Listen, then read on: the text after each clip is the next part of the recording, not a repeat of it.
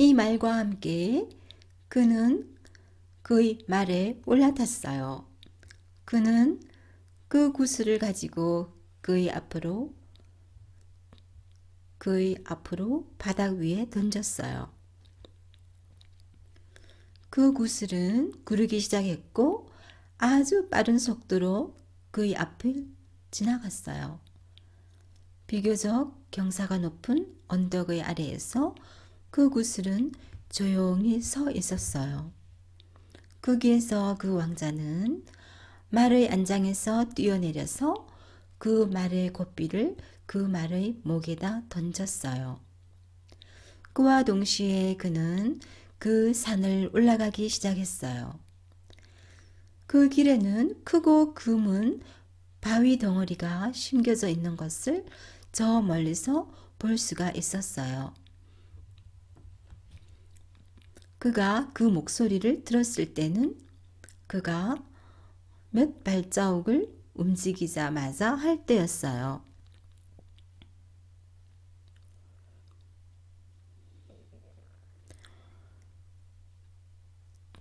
저기에 벌써 또 한 명의 우스꽝스러운 사람이 오고 있다. 그놈이 무엇을 원하고 있지? 지나가지 못하게 해! 하면서 그렇게 큰 목소리로 소리 지르고 협박했어요. 그놈을 잡아 멈추라고 해!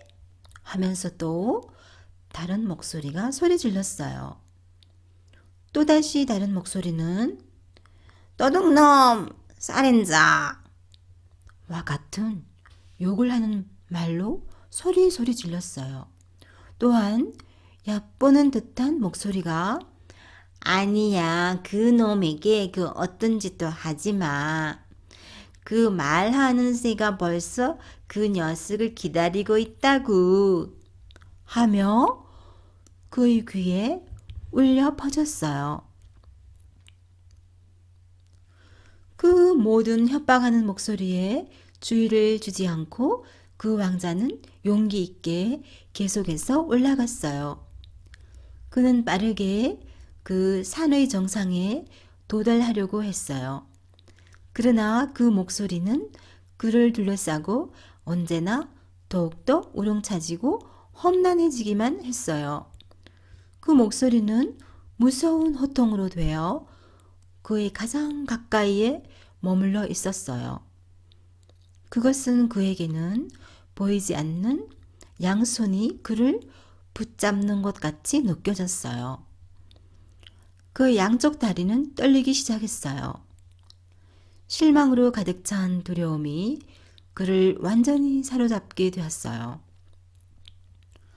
그는 충격을 받아서 그 구걸하는 수도사의 경고를 완전히 잊어버렸어요.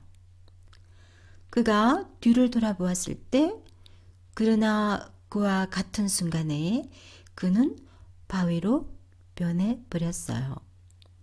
또한 그의 말도 바위로 변해버렸어요.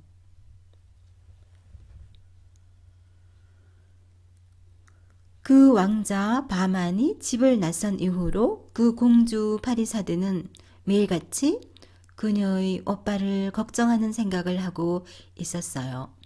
매번 그의 사냥칼은 그녀에게 위로가 되었어요. 그렇게 자주 그녀가 그것을 그 칼집에서 빼내어 보았을 때 그것은 반짝거리고 깨끗하기만 했어요. 그때 그녀는 그녀의 오빠가 건강하고 안전하게 지내고 있다는 것을 알고 있었어요.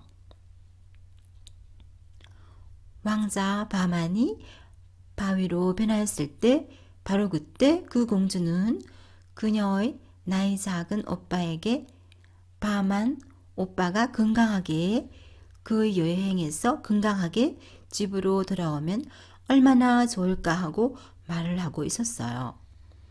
그 공주는 그 정명으로 그 칼집에서 그 칼을 뽑아 들었어요. 그때 그녀는 그 칼의 칼날에서 큰 핏방울이 땅에 떨어지고 있는 것을 보고는 얼마나 놀랐는지를 몰라요.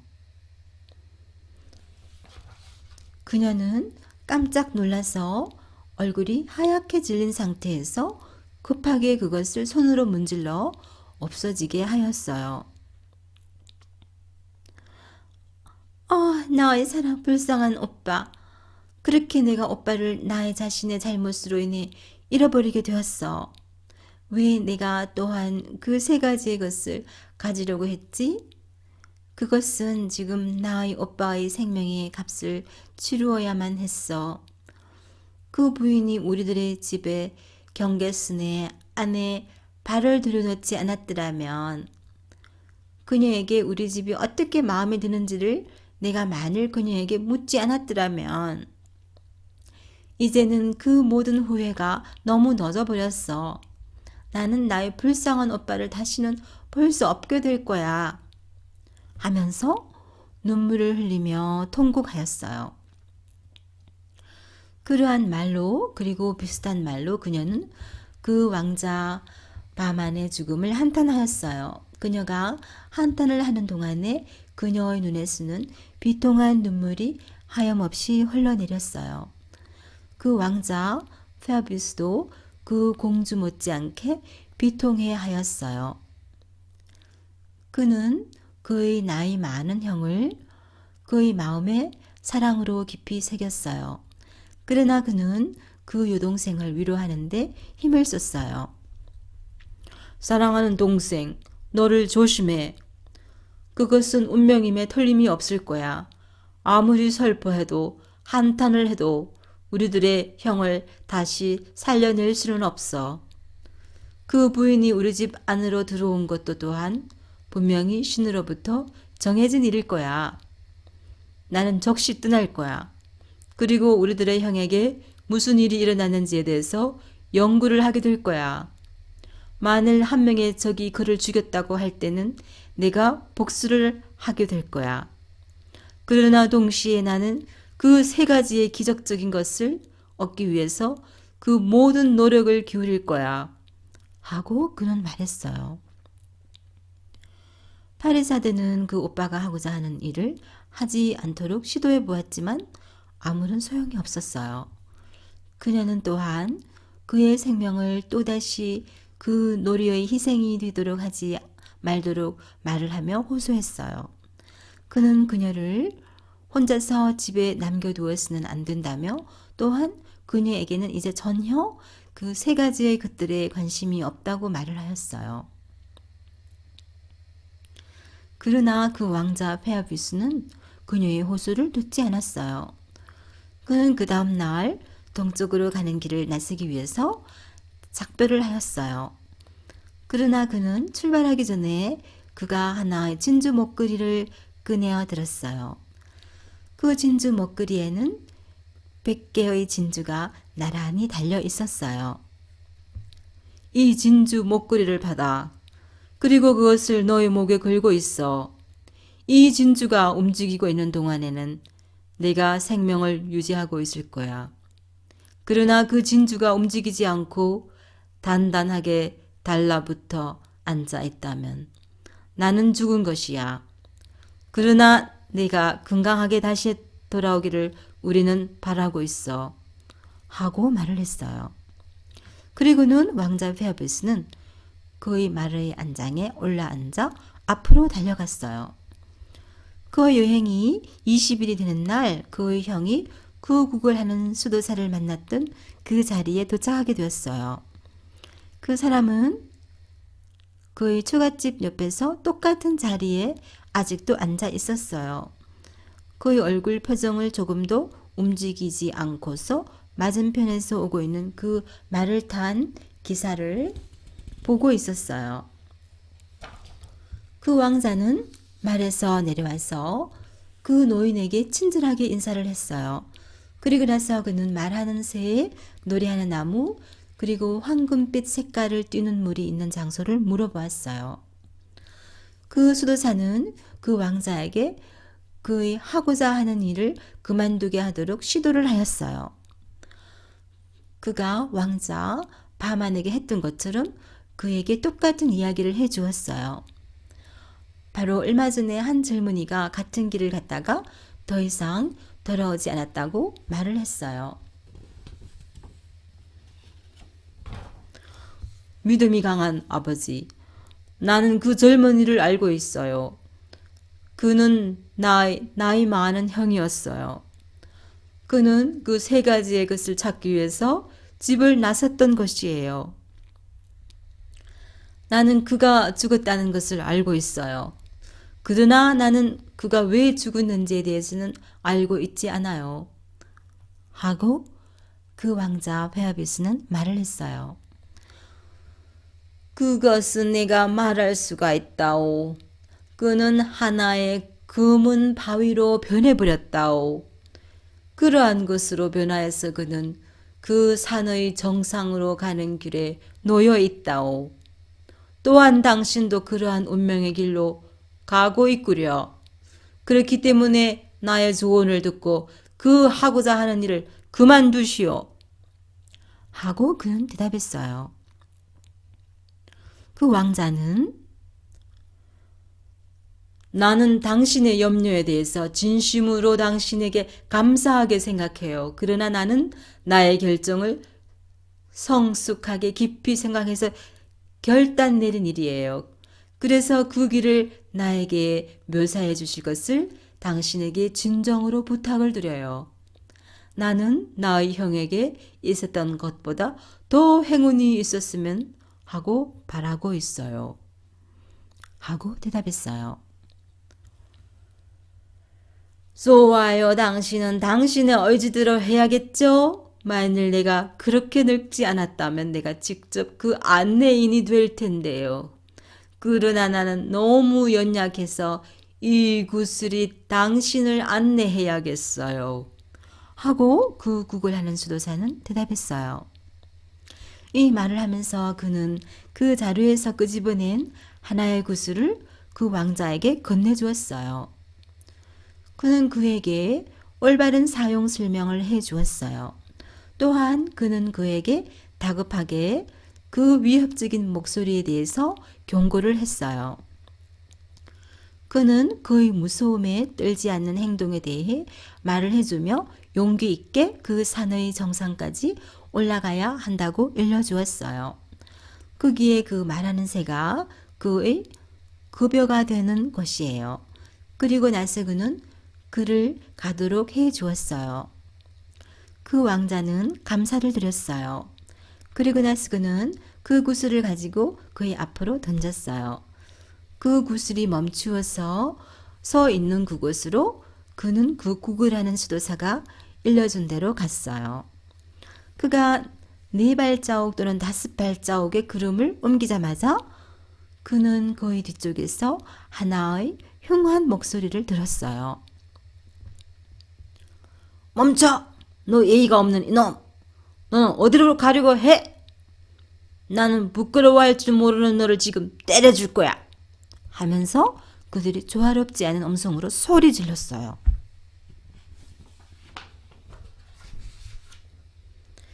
이러한 모욕적인 말로 인해서 그 왕자는 그 모든 경고를 잊어버렸어요. 몹시 화가 난 그는 그의 긴 칼을 칼집에서 빼내었어요. 그리고는 그는 그 흉한 남자를 내리치기 위하여 그의 뒤쪽으로 몸을 돌렸어요. 그러나 그 몸을 돌리는 순간 이미 하나의 돌로 변하여 버렸어요. 그것은 그의 말에게도 똑같은 일이 일어났어요. 그러는 동안 바리사대 공주는 날마다 그리고 매 시간마다 그녀의 진주 목걸이에게 그 오빠의 상태를 물어보았어요. 더군다나 그녀는 밤에 잠을 자다가도 잠에서 깨어나 그것을 손으로 만져보았어요. 언제나 그녀는 그 진주가 그 줄에서 아직도 움직이게 하고 있는지를 알아보는 시도를 하였어요. 페아비우스 왕자가 하나의 돌로 변화했을 때 그녀는 바로 그때 그 진주 목걸이를 그녀의 손에 들고 있었어요. 갑자기 그것이 딱딱하게 붙어버리고 더 이상 움직이지 않았어요. 그때 그녀는 그녀의 두 번째 오빠도 또한 잃어버리게 된 것을 알게 되었어요. 곧바로 그녀는 깊은 아픔의 속 마음으로 가득 차게 되었음에도 불구하고 그녀는 한탄과 울음으로 시간을 잃지 않았어요. 이제는 그녀가 직접 그녀의 오빠들에게 무슨 일이 일어났는지를 연구해 보아야만 했어요. 그 다음 날 아침 그녀는 남자 옷을 입고서 긴 칼을 찼어요. 그녀의 하인들에게는 그녀가 하나의 사업 때문에 여행을 해야만 한다고 말을 하고, 그러나 그녀는 며칠만 있으면 돌아온다고 말을 하였어요. 그리고 나서 그녀는 그녀의 오빠들이 말을 타고 간 그 길을 나섰어요. 자주 그녀가 사냥을 하기 위해서 탔던 말로 인하여 그 힘겨운 일에 익숙해져 있었어요. 그래서 그녀의 여행에 대한 두려움은 그다지 문제가 되지 않았어요. 20일이 되는 날 그녀는 그녀의 오빠들처럼 그 국을 하는 수도사에게로 왔어요. 그녀는 그의 옆에 앉아서 그에게 인사를 했어요. 숭스러운 아버지, 이렇게 행운이 넘치던 동네에서 조금 쉬고 가도록 해주세요. 내가 그 말하는 새, 그 노래하는 나무, 그리고 그 황금빛의 빛깔을 띠는 물을 찾을 수 있는지를 당신은 나에게 말해줄 수 있겠어요? 하고 그녀는 말했어요. 그 국을 하는 수도사는 고귀한 귀여운 여인, 당신은 남자 옷을 걸치고는 있으나 당신의 목소리가 당신의 성을 알아차리게 만드는구려. 그래요. 나는 당신이 묵고 있는 그 장수를 알고 있다오. 왜 당신은 그것을 알려고 하고 있죠? 하고 대답했어요. 그리고 그 공주는 훌륭한 수도사님, 나는 그 기적 같은 세 가지의 것들에 대해서 많은 이야기를 들었어요. 그리고 나는 그것을 소유하려고 하고 있어요. 하고 말했어요. 그래요, 고귀한 귀여운 여인. 이러한 것들은 정말로 기적 같은 것이에요. 그것들을 갖춘 집이라면 그러한 집마다 가장 아름다운 장식을 이루어낼 수 있을 거예요. 그러나 당신에게는 또한 그것의 소유와 연결된 그 위험이 따르고 있다는 말을 들어보았나요? 당신이 지금 다시 집으로 돌아가는 것이 차라리 더 좋을 거예요. 하고 그 노인은 대답했어요.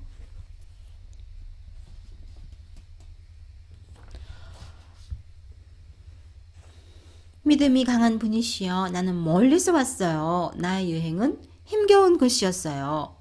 나는 나의 여행의 목적을 이루지 않고는 나의 고향으로 돌아가지 않을 거예요. 그래서 나에게 그 길을 가르쳐 주시도록 당신에게 부탁드려요. 나를 기다리고 있는 그 위험들에 대해서 나에게 말을 해주세요. 나는 강한 힘과 용기로 나를 무장할 거예요. 하고 그 공주는 대답했어요.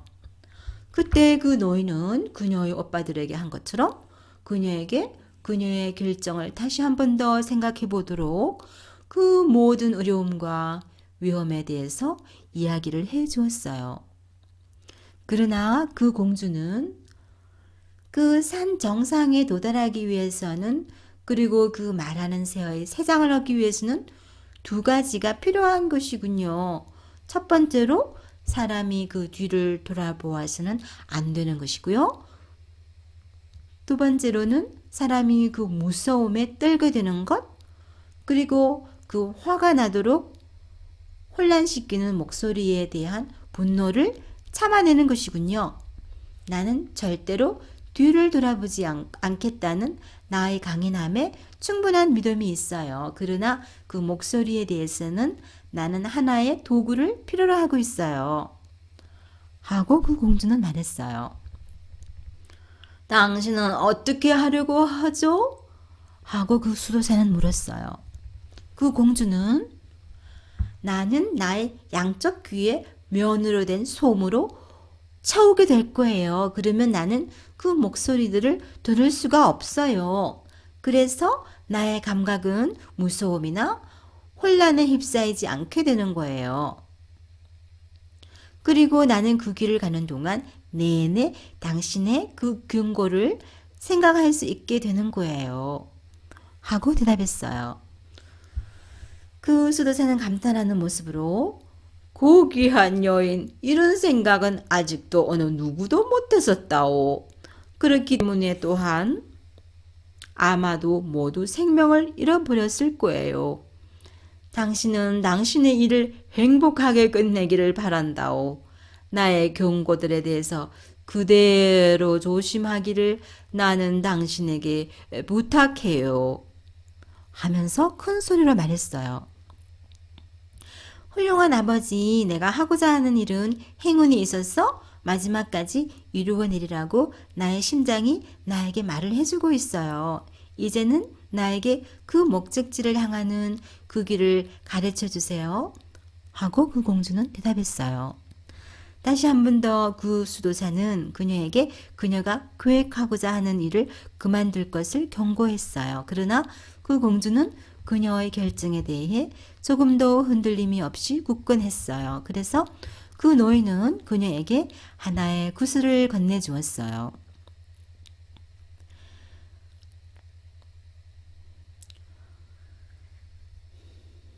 당신의 말의 안장에 올라타세요. 그리고 이 구슬을 당신의 앞으로 던지세요. 그리고 나서 그 구슬이 굴을 때까지 그 구슬을 따라가세요.